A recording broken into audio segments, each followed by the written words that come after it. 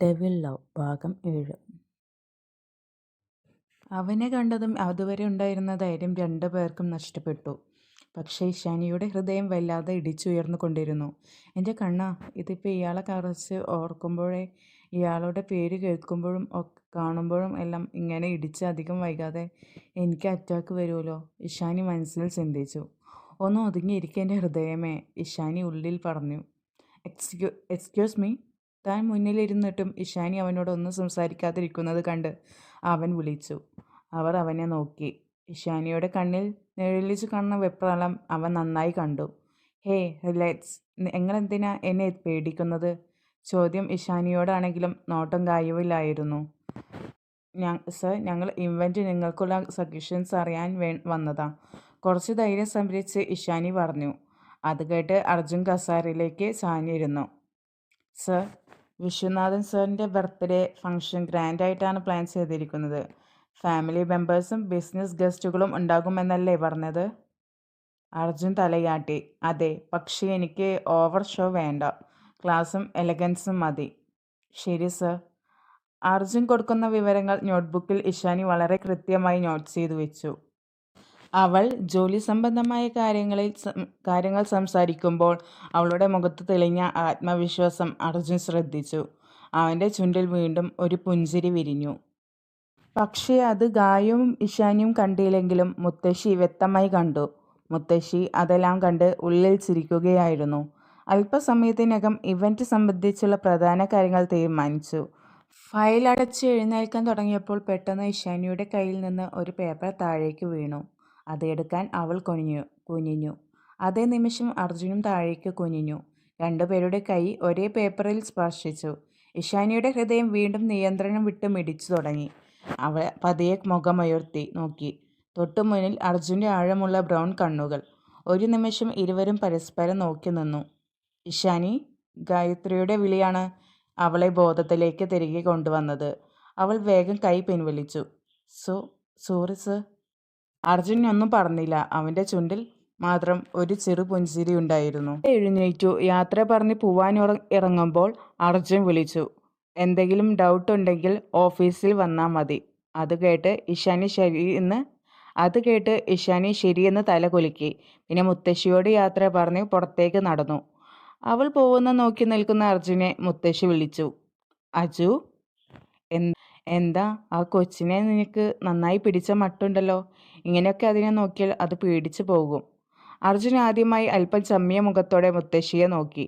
മുത്തശ്ശി, ഞാൻ സത്യമല്ലേ പറഞ്ഞത്? ഇന്ദിരമുത്തശ്ശി കണ്ണിറക്കി. അത് കണ്ട് അവൻ ചിരിച്ചുകൊണ്ട് മുത്തശ്ശിയുടെ കവളയിൽ മുത്തി ഉള്ളിലേക്ക് നടന്നു. അവൻ്റെ പോക്ക് നോക്കി മുത്തശ്ശി ചിരിച്ചു. എന്നാൽ മുകളിൽ ബാൽക്കണിയിൽ ഇന്ന് ഇതെല്ലാം കണ്ടുകൊണ്ടിരുന്ന ഒരാളുണ്ടായിരുന്നു. രുദ്രൻ. അവൻ്റെ കണ്ണുകളിൽ അസൂയ കത്തി ജ്വലിച്ചു. അർജുൻ, നിന്റെ സന്തോഷം അധിക നാൾ കാണില്ല. റൂമിലേക്ക് പോകുമ്പോഴാണ് അവിടെ നിൽക്കുന്ന രുദ്രനെ അജു കാണുന്നത്. രുദ്ര, നീ എവിടെയായിരുന്നു ഇത്രേ ദിവസം? അജു കുറച്ച് ഗൗരവത്തിൽ ചോദിച്ചു. ഏട്ടാ, ഞാൻ എൻ്റെ ഫ്രണ്ടിൻ്റെ കൂടെ പുറത്തായിരുന്നു. ഇന്ന് രാവിലെയാണ് വന്നത്. അവിടെ ഒരു ഫോറസ്റ്റ് ഏരിയ ആയതുകൊണ്ട് നെറ്റ്വർക്ക് ഇഷ്യൂ ഉള്ളതുകൊണ്ട് ന്യൂസൊന്നും അറിഞ്ഞില്ല. ഞാനിവിടെ എത്തി ഏട്ടനെ കാണാൻ ഇരുന്നതാണ്. അർജുൻ കുറച്ചു നേരം രുദ്രനെ നോക്കി. അവൻ ഒന്ന് മൂളിക്കൊണ്ട് തൻ്റെ റൂമിലേക്ക് പോയി. ഇതേ സമയം രുദ്രൻ പല്ലുകൾ ഞെരിച്ചു. പെട്ടെന്ന് അവൻ്റെ കണ്ണിൽ ഒരു കാഴ്ച മിന്നി. അർജുൻ കണ്ണെടുക്കാതെ നോക്കിയ ഇഷാനിയുടെ മുഖം. പെണ്ണ് സുന്ദരിയാണ്, ഒരു അഡാർ മുതൽ. പക്ഷേ അവളെ നിനക്ക് ഞാൻ തരില്ല അർജുൻ. എനിക്ക് മനസ്സിലായി. The great Arjun Oberoi, the dark devil എന്നറിയപ്പെടുന്ന നിന്റെ മനസ്സിൽ അവൾ കെയർ ചെയ്യുന്നു. കുഞ്ഞുനാൾ മുതൽ നിനക്ക് കിട്ടുന്ന നല്ലതൊക്കെ ഞാൻ എടുക്കാറുണ്ട്. അതേപോലെ ഇതും നിനക്ക് കിട്ടില്ല. അവൻ കുടലതയോടെ ചിരിച്ചു.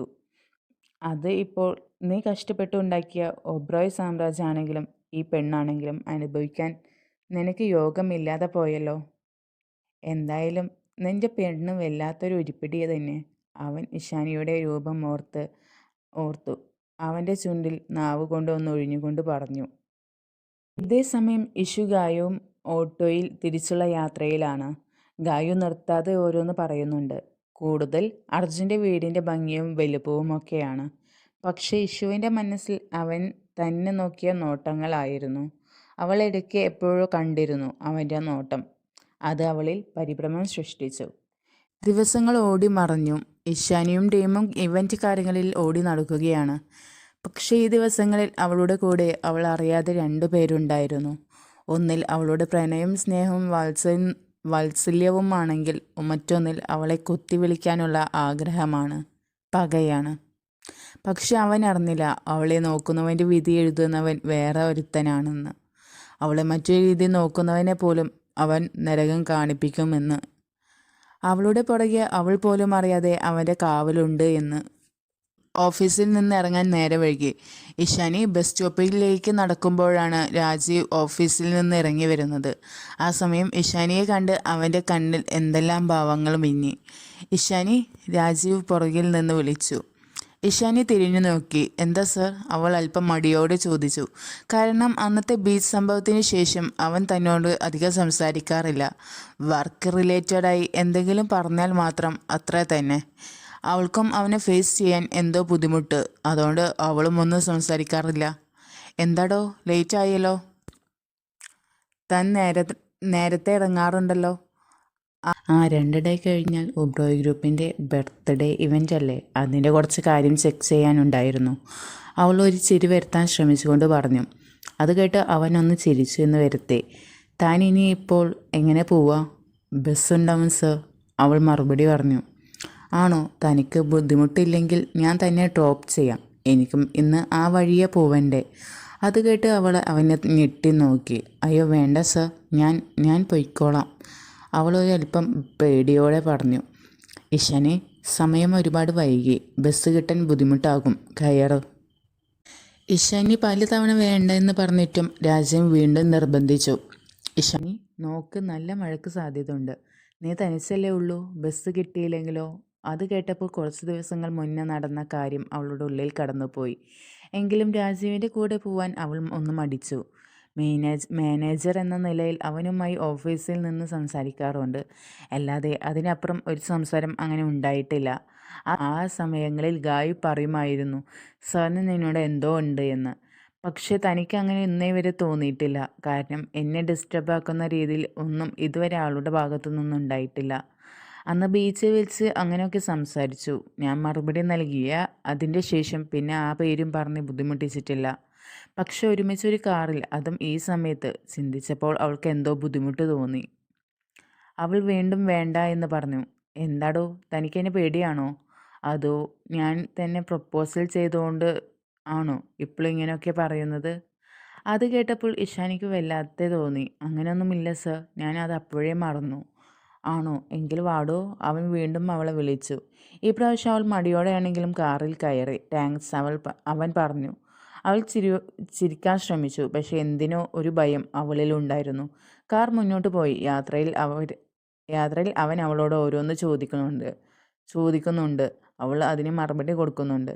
ഇഷാനി, താൻ അന്ന് പറഞ്ഞല്ലോ, അന്ന് കുറേ പ്രശ്നങ്ങളുണ്ട് തനിക്കെന്ന്. തൻ്റെ അച്ഛൻ എങ്ങനെ മരണപ്പെട്ടെ? അച്ഛന് അറ്റാക്കായിരുന്നു. അച്ഛൻ എന്ത് ചെയ്യുമായിരുന്നു? അവൻ വീണ്ടും ചോദിച്ചു. ബസ് ഡ്രൈവറായിരുന്നു. അച്ഛൻ്റെ ചികിത്സയ്ക്കായി വീട് വിറ്റു. പിന്നെ കുറേ കടങ്ങൾ വാങ്ങി.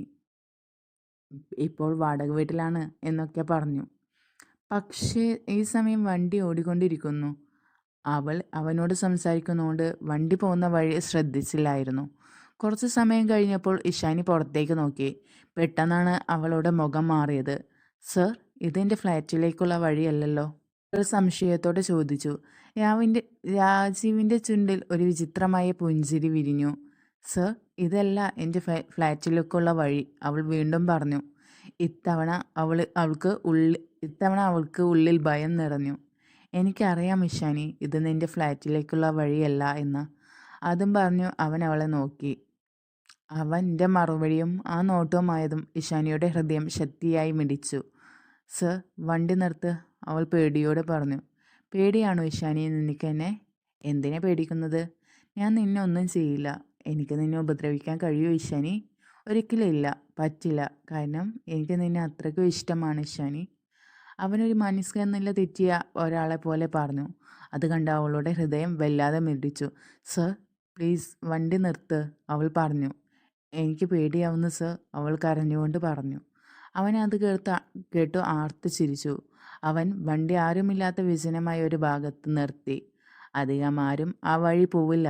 നിനക്കറിയോ ഈശാനി, നിന്നെ ആദ്യം കണ്ടപ്പോൾ തന്നെ എൻ്റെ മനസ്സിൽ നീ കയറി കൂടിയതാ അല്ല നിൻ്റെ ഈ ശരീരം.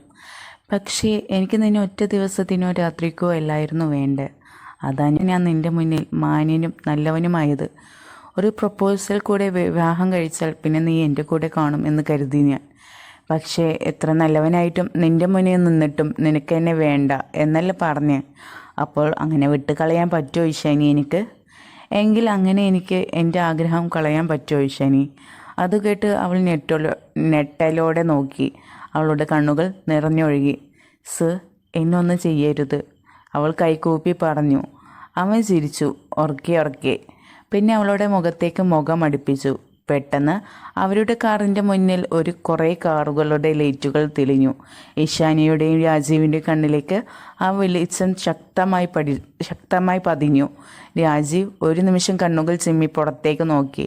അവൻ്റെ നെറ്റി ചുളിഞ്ഞു. ഒന്നല്ല രണ്ടല്ല, നിരയായി കറുത്ത SUVകൾ അവരുടെ കാറിൻ്റെ മുന്നിലും പിന്നിലും വന്ന് നിന്നിരുന്നു. ആ കാഴ്ച കണ്ട് രാജീവിൻ്റെ ഹൃദയം ഒന്ന് പിടഞ്ഞു. ഇഷാനി കണ്ണുനീർക്കിടയിലൂടെ പുറത്തേക്ക് നോക്കി. അടുത്ത നിമിഷം ഏറ്റവും മുന്നിൽ നിന്ന് SUVയുടെ ഡോർ പതിയെ തുറന്നു. കറുത്ത ഷൂരിട്ട കാല് ആദ്യം നിലത്ത് പതിച്ചു. പിന്നെ 6 അടി നീളമുള്ള ഒരുവൻ മഴയിലേക്ക് ഇറങ്ങി. മഴത്തുള്ളികൾ അവൻ്റെ മേലെ പതിച്ചിട്ടും അവന് അനങ്ങിയില്ല. അവൻ്റെ മുഖം കണ്ട നിമിഷം ഇഷാനിയുടെ കണ്ണുകൾ വിടർന്നു. ആ അർജുൻ, അവളുടെ ചുണ്ടുകൾ വിറച്ചു. ഇത് ഞാൻ ഈ സ്റ്റോറിക്ക് ഒരു ചെറിയ ഡിസ്ക്ലൈമർ പോലെ കൊടുത്തതാണ് കേട്ടോ. ഇതിലെ ചെറിയ സീനിൽ ഇഷാനി ക്ലാസ് സീനുണ്ടല്ലോ, ഇഷാനിനെ പേടിപ്പിക്കുന്ന ഒരു ക്ലാസ് സീനുണ്ടല്ലോ. പേടിപ്പിക്കണം കേട്ടോ. അപ്പോൾ ആ സീനിന് വേണ്ടി കൊടുത്തതാണ്. ഇതിങ്ങനെ കൊടുക്കേണ്ട ആവശ്യമുണ്ടോയെന്നൊന്നും എനിക്കറിയില്ല. ഞാൻ ആദ്യമായിട്ട് ചെയ്തതുകൊണ്ട് ഇനിയിപ്പോൾ അങ്ങനത്തെ സീൻ ഇട്ട് എന്നൊക്കെ പറഞ്ഞ് പ്രശ്നം ഉണ്ടാവേണ്ട എന്ന് കരുതി കൊടുത്തതാണ്. പിന്നെ ഞാൻ സ്ത്രീകളെ ഉപദ്രവിക്കണവരായിട്ട് ഞാൻ അതങ്ങനെ എഴുതണമെന്ന് വിചാരിച്ചിട്ടൊന്നുമില്ല. ഞാൻ എഴുതി വന്നത് വേറെ എന്തൊക്കെയായിരുന്നു. എഴുതാതിരിക്കുമ്പോൾ മനസ്സിൽ വേറെ എന്തൊക്കെയോ ആയിരുന്നു. പക്ഷേ എഴുതി വന്നപ്പോൾ അതിങ്ങനെയൊക്കെ ആയി. അപ്പോൾ നിങ്ങൾക്ക് ഇതിനെ പറ്റിയുള്ള അഭിപ്രായം പറയുക, ലൈക്ക് ചെയ്യുക, ഷെയർ ചെയ്യുക, സബ്സ്ക്രൈബ് ചെയ്യുക, കമൻറ്റ് ചെയ്യുക. ഇത് ബോറായി തുടങ്ങുന്നുണ്ടെങ്കിൽ അതുകൂടി പറയണം കേട്ടോ. അത്രേ ഉള്ളൂ.